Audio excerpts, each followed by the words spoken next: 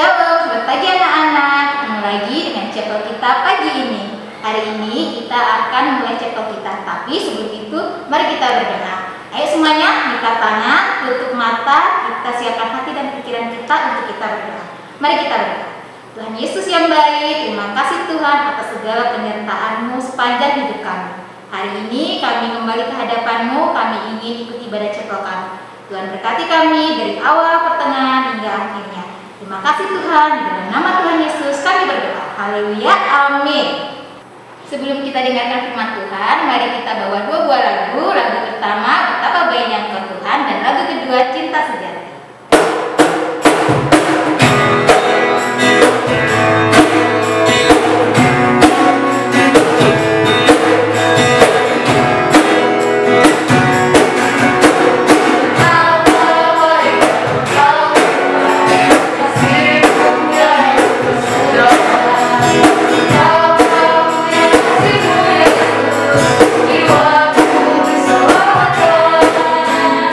Oh,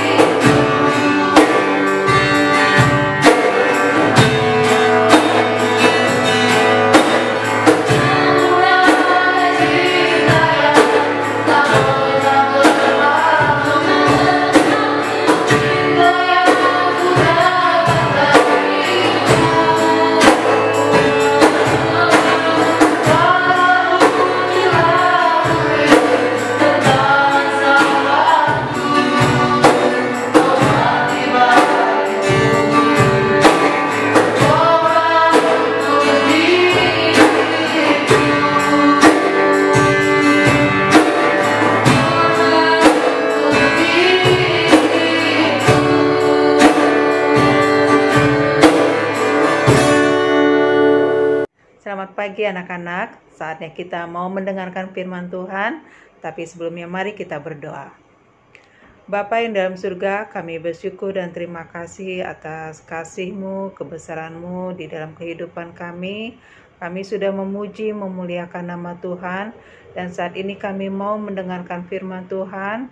Ajar kami untuk kami sungguh-sungguh memperhatikan, mendengarkan dengan baik, dan juga beri kami pengertian akan firman-Mu, dan tolong kami juga untuk kami dapat melakukannya sesuai dengan apa yang Tuhan inginkan kami lakukan. Terima kasih Tuhan Yesus, di dalam nama Tuhan Yesus kami berdoa. Amin. Nah anak-anak, untuk chapel minggu ini dengan tema menyatu dengan kematian dan kebangkitan Kristus yang diambil dari Roma 6 ayat 1 sampai 23 dan Matius 26 sampai 28. Nah, anak-anak, kita tahu ya bahwa kita ini adalah orang berdosa dan tidak ada satupun orang yang benar. Semua orang telah melakukan dosa, kecuali hanya Tuhan yang tidak pernah melakukan dosa. Hanya Tuhan yang tidak pernah berdosa. Maka dari itu, ya, dosa itu akan mendatangkan maut atau hukuman dari Tuhan. Mari kita buka di dalam Roma 6 ayat 23. Di sini dibacakan, sebab upah dosa ialah maut, tetapi karunia Allah ialah hidup yang kekal dalam Kristus Yesus Tuhan kita. Ya, kita adalah orang berdosa dan melakukan perbuatan-perbuatan yang Tuhan tidak inginkan. Perbuatan lama itu seperti mencuri, berbohong, kesombongan, iri hati, malas, dan lain-lain. Namun, ada pribadi yang sangat mengasihi kita, yaitu Tuhan Yesus. Dia rela mati di kayu salib untuk menanggung dosa-dosa kita. Dia mati, dikubur, dan bangkit pada hari yang ketiga. Di dalam Matius 26 ayat 28 dikatakan, sebab inilah darahku, darah perjanjian yang ditumpahkan bagi banyak orang untuk pengampunan dosa. Ya, Tuhan sudah menumpahkan darahnya di kayu salib untuk kita semua. Tapi ingat, bagi siapa yang percaya dan menerima Dia sebagai juru selamatnya dan mengakui dosa-dosanya, maka akan diselamatkan. Dan kita menjadi anak-anaknya. Ini adalah karya yang terbesar yang Tuhan lakukan untuk kita semua. Karena Tuhan ingin kita semua diselamatkan. Tapi ingat, hanya bagi yang percaya dan menerima Dia sebagai juru selamatnya dan mengakui dosa-dosa kita, maka akan diselamatkan.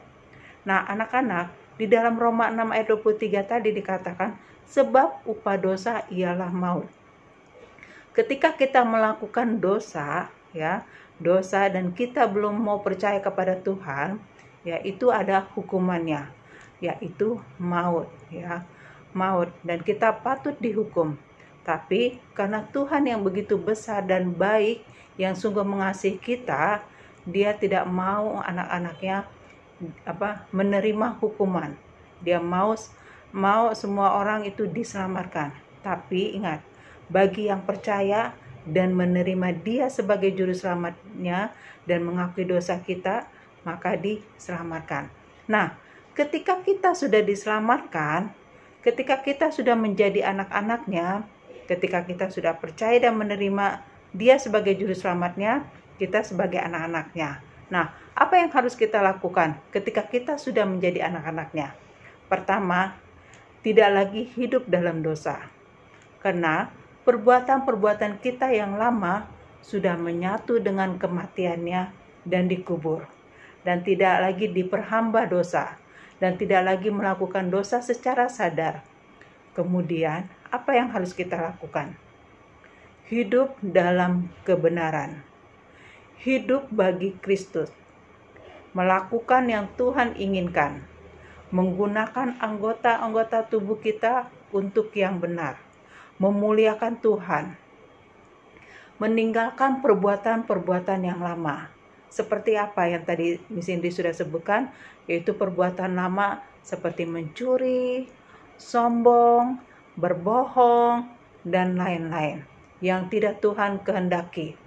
Nah, karena hidup yang kita hidupi sekarang ini adalah bukan lagi hidup kita, melainkan Kristus yang hidup bertata di dalam hidup kita. Kristus yang hidup di dalam kehidupan kita. Kemudian, apalagi yang harus kita lakukan? Kita bersyukur karena menerima hidup yang kekal. Setelah kita diselamatkan atau dimerdekakan, kita bukan lagi menjadi hamba dosa, tetapi kita menjadi anak-anaknya. Bersyukur karena Tuhan sangat mengasihi kita dan rela mati di kayu salib untuk menyelamatkan kita. Nah, anak-anak, mari ya, kita hidup di dalam kebenaran. Tidak lagi melakukan dosa, tidak lagi kita mengikuti keinginan kita, tidak lagi kita melakukan hal-hal yang tidak Tuhan kehendaki, tetapi kita mau memuliakan Tuhan, kita mau melakukan yang benar, dan kita mau bersyukur selalu kepada Tuhan, karena Tuhan telah mengasihi kita, karena Tuhan telah menyelamatkan kita. Bersyukur karena Allah yang begitu besar, karena Allah yang rela mati di kayu salib untuk kita, supaya kita diselamatkan dan menjadi anak-anaknya. Mari anak-anak, kita berdoa. Bapa, kami bersyukur dan terima kasih karena Engkau rela mati di kayu salib, Engkau dikubur dan bangkit pada hari ketiga untuk menyelamatkan kami. Engkau rela melakukan semuanya itu untuk keselamatan kami. Ajar kami Tuhan sebagai anak-anak-Mu untuk taat dan tunduk kepada Engkau, untuk melakukan yang benar, untuk menyenangkan hati Tuhan, dan untuk memuliakan Tuhan selalu. Menggunakan semua anggota tubuh kami untuk kemuliaan Tuhan. Tuhan tolong kami semua untuk kami menjadi anak-anak-Mu yang baik, anak-anak-Mu yang setia, anak-anak-Mu yang sungguh mengasihi Engkau lebih sungguh. Terima kasih Tuhan Yesus. Hanya di dalam nama Tuhan Yesus kami berdoa dan mengucap syukur. Amin. Anak-anak, waktunya kita memberikan persembahan. Bagi anak-anak yang ingin memberikan persembahan, bisa mentransferkannya pada nomor yang tertera pada layar.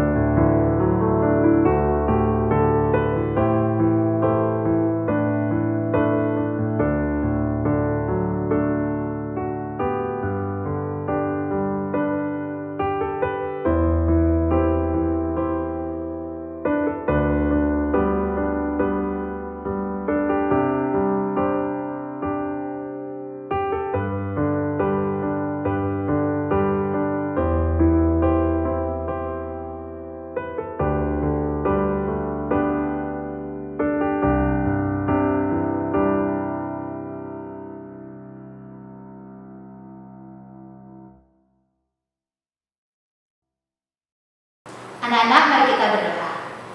Tuhan, terima kasih atas segala berkat-Mu. Kembali kami datang ke hadiran-Mu. Kami ingin membawakan persembahan kami. Tuhan, berkati persembahan kami supaya menjadi berkat bagi sekitar kami. Terima kasih Tuhan, berkati juga kegiatan kami sepanjang hari ini. Dalam nama Tuhan Yesus kami berdoa dan mengucap syukur. Haleluya, amin. Oke anak-anak, terima kasih sudah mengikuti chapel kita hari ini. Dan selamat belajar untuk anak-anak semua. Dan Tuhan memberkati. Bye-bye.